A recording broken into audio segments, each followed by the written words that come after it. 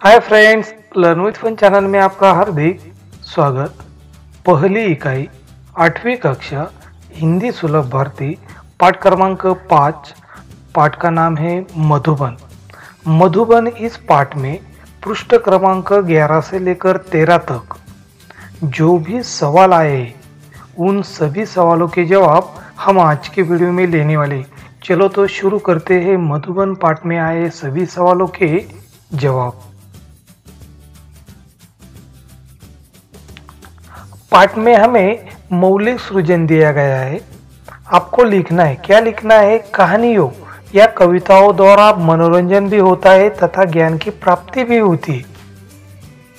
आपको इसी के ऊपर अपना मत लिखना है। तो इसी के ऊपर यहाँ पर नमूना देता हूं मैं। कहानी एवं कविता समाज का प्रतिबिंब होती है।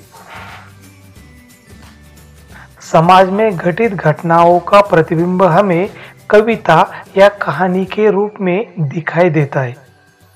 इसके द्वारा हम जीवन में आने वाले विपरीत परिस्थितियों का सामना कर सकते हैं। कविता हमारा मनोरंजन भी करती है और हमें प्रेरणा भी देती है। अंततः कहानी एवं कविताओं द्वारा मनोरंजन तथा ज्ञान प्राप्ति होती है।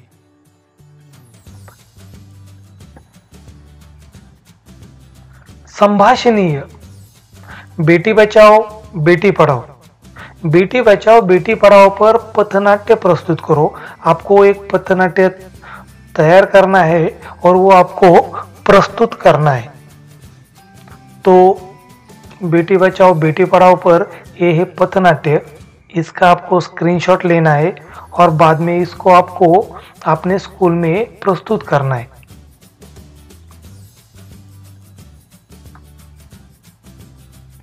लेखनीय। साक्षात्कार लेने के लिए किन किन प्रश्नवाचक शब्दों का प्रयोग हो सकता है, आपको उसकी सूची तैयार करनी है और जो भी आप प्रश्नवाचक शब्द लिखोगे उस शब्द से आपको एक एक प्रश्न बनाकर लिखना है। प्रश्नवाचक शब्द वह शब्द होता है जिनका प्रयोग किसी प्रश्न के पूछे जाने के लिए किया जाता है। जैसे कि आप कैसे हो, आप कौन है, आप कहाँ जा रहे हो। यानी कि इस वाक्य में कैसे, कौन, कहाँ ये सभी प्रश्नवाचक शब्द है। आपको उसी तरह के शब्द की सूची बनानी है और उससे एक एक प्रश्न बनाना है। यहाँ पर प्रश्नवाचक शब्द की सूची दी गई है और इस प्रश्नवाचक शब्द के सूची से एक एक प्रश्न दिया गया है। अगर आपको लगता है कि मैं इससे अलग भी वाक्य बना सकता हूँ तो आप अलग भी वाक्य यहाँ से बना सकते हो।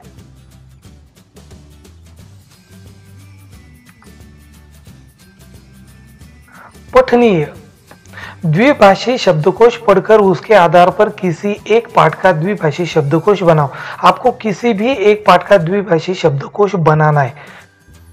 आपको कहाँ से द्विभाषी यानी कि दो भाषा दी गई। आपने अंग्रेजी की डिक्शनरी, शब्दकोश यानी कि क्या, डिक्शनरी। आपने अंग्रेजी भाषा की जो डिक्शनरी है वो देखी होगी। उसमें क्या होता है, अगर आपकी मदर टंग मराठी है या हिंदी है तो आपको एक शब्द अंग्रेजी में दिया जाता है और दूसरा शब्द मराठी में उसका मतलब दिया जाता है। उसी तरह आपको द्विभाषी शब्दकोश पढ़कर उसके आधार पर किसी एक पाठ का, कौन सा भी पाठ लीजिए आप, उसका द्विभाषी शब्दकोश आपको बनाना है। यानी कि हिंदी का एक शब्द लेना है आपको और दूसरा शब्द अंग्रेजी का लेना है। तो इसका जवाब यहाँ पर मैंने ये सभी हिंदी के शब्द दिए और यहाँ पर मैंने अंग्रेजी के शब्द दिए गए। इसी तरह आप इसका जवाब लिख सकते हो। इसी के ही आगे हमें पृष्ठ क्रमांक 13 पर यहाँ पर कुछ सवाल दिए गए, उनके जवाब हम लेने वाले हैं। यहाँ पर सवाल दिया गया है, सूचना के अनुसार कृतियां करो। आपको सूचना दी है उसी के अनुसार कृति करनी है। सूचना दी है संजाल पूर्ण करो। यहाँ पर हमें दिया गया है राम कुमार जी के जीवन की घटनाएं। राम कुमार जी के जीवन की घटनाएं। गांधी जी के असहयोग आंदोलन में भाग उन्होंने कब लिया? राम कुमार जी ने 1921 में गांधी जी के असहयोग आंदोलन में भाग लिया। 1925 में इंटर की परीक्षा उन्होंने उत्तीर्ण की। 1930 में कबीर का रहस्यवाद लिखा और उनका जो विवाह है वो विवाह 1926 में हुआ। व्हिडिओ आवडला असेल तर लाईक या बटनावर क्लिक करा आणि तुमच्या मित्रमैत्रिणींना हा व्हिडिओ शेअर करा। चॅनलला सबस्क्राईब करा व नवीन व्हिडिओची नोटिफिकेशन मिळवण्यासाठी बेल आयकॉनला क्लिक करा आणि कमेंट बॉक्समध्ये तुमचे नाव व तुमच्या शाळेचे नाव कमेंट करा। संजाल पूर्ण करो के बाद हमें 2 नंबर दिया गया है। कारण लिखो। कारण लिखो में 1 नंबर दिया गया है डॉक्टर साहब का राजनीति से दूर रहने का कारण। क्या कारण था उनका? तो उसका कारण था डॉक्टर साहब को राजनीति में कोई रुचि नहीं थी, इसलिए डॉक्टर साहब राजनीति से दूर रहे।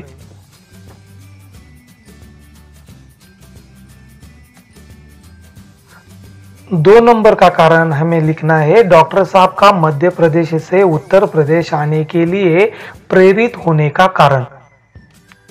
तो इसका कारण है बहुत अधिक हिंदी प्रेम। इसी कारण उन्हें मध्य प्रदेश से उत्तर प्रदेश आने के लिए प्रेरित किया।